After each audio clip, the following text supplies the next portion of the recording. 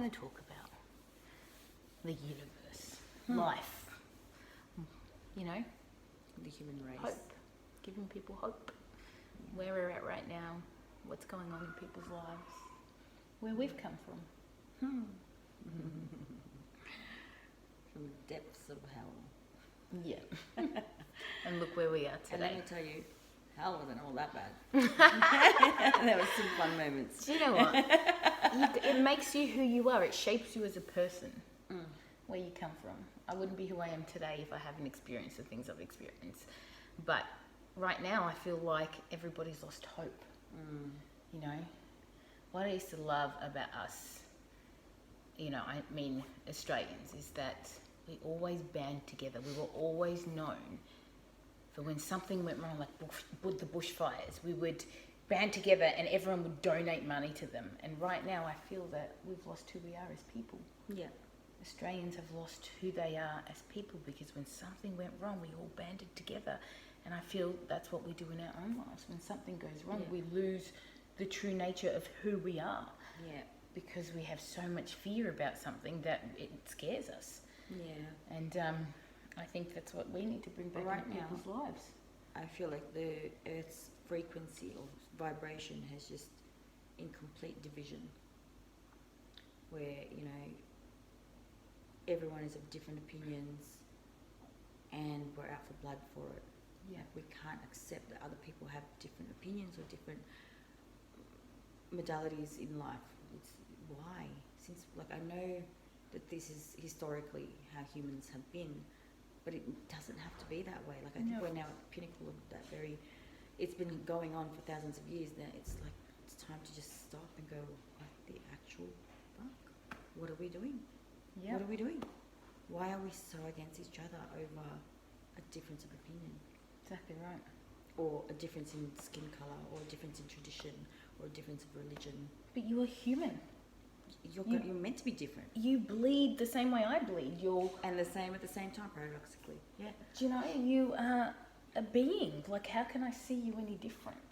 Yeah. You're a human that bleeds like I do, that hurts like I do, that feels pain like I do. Yeah. Why would I look at you any different? How could I look at you any different? Yeah. I don't understand how people just look at everybody and categorize people into certain things. Like, you know, from where we've come from and all the hell we've experienced, we trust that something is bigger and greater out there. I call it the universe.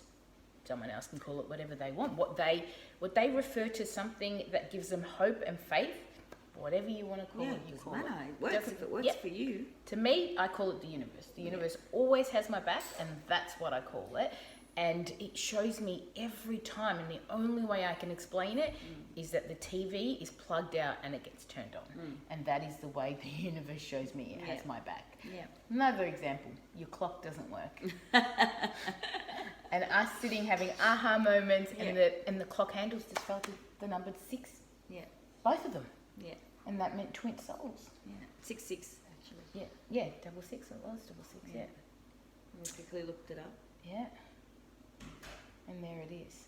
and then we talked about that, and then it moved up. Oh yeah, and then it moved again. How is it that scared me. working? That scared me. That absolutely scared me. I was like, and I never jump, and I love horror movies, and I never jump. Look, the purpose for these videos is just to bring some hope back in people's lives. Like, we've seen, you know, what the world's becoming, and especially what's happening with us in Victoria. We are different, but yet we're the same. Yeah. Like, everyone has a difference of opinion. Everyone comes from a different place. But if you have hope and believe in something, I think, and come from it and see that everyone's coming from a loving place, I think things would change. So I'm a big believer in, and I know you are as well, you know, you feed your body, but you feed your mind. What you feed your mind, that's what's going to manifest in your life. So if you're constantly reading into the news, what's going on, and people telling you, did you hear this? You know, you're going to have that vibration. It's going to lower your vibration. 100%. Scientifically speaking, we are only vibration. Everything we see here is not real. Our brain has, there's too much information in reality that our brain cannot, it has to filter it to such a minute level compared to what's really out there. It's so vast that it has to. It's the only way it can make sense of it for us. Our brain is as amazing as it is. It's actually it can only accept so much information. So the information that we've got and that we're utilizing, what we call reality, is not even a minuscule of the truth of reality.